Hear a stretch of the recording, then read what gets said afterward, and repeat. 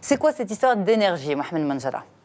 On parle toujours de la nécessité d'avoir du temps pour pouvoir réaliser et entreprendre, mais ce n'est pas une question de temps, c'est une question d'énergie. On peut avoir la motivation, on peut avoir le temps, et si on n'a pas l'énergie derrière, on ne peut rien faire. Aujourd'hui, tout au long de notre quotidien, on est foudroyé, on a des trous d'énergie, on a des situations où on perd de l'énergie, et l'idée, c'est justement, à travers un travail professionnel et précis, je permets aux gens de récupérer cette énergie pour pouvoir accomplir plus dans la journée.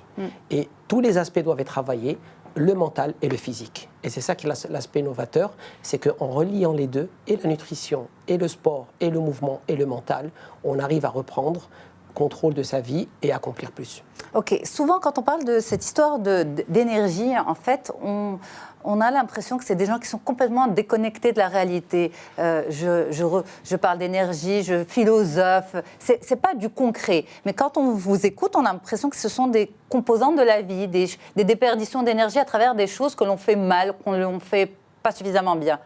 Exactement. C'est ça ? Je vous donne un exemple.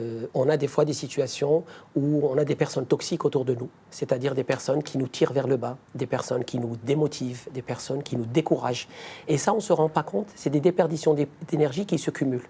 Ensuite, il y a aussi le côté physique, parce que je parle toujours du côté mental et du côté physique.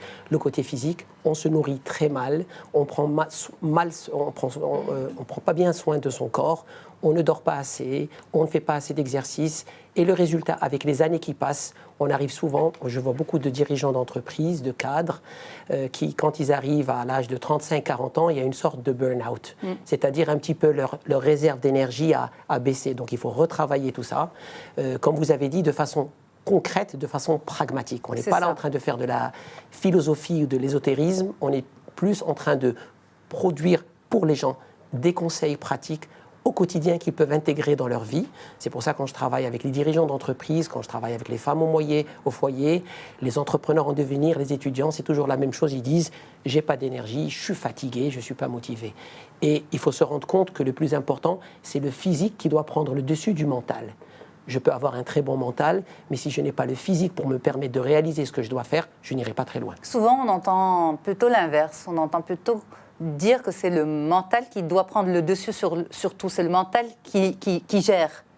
Le mental gère. Le mental gère, mais à condition qu'on ait le physique qui suit. Et souvent, moi, je vois ça avec des personnes qui sont dépressives, qui viennent me voir, elles sont fatiguées.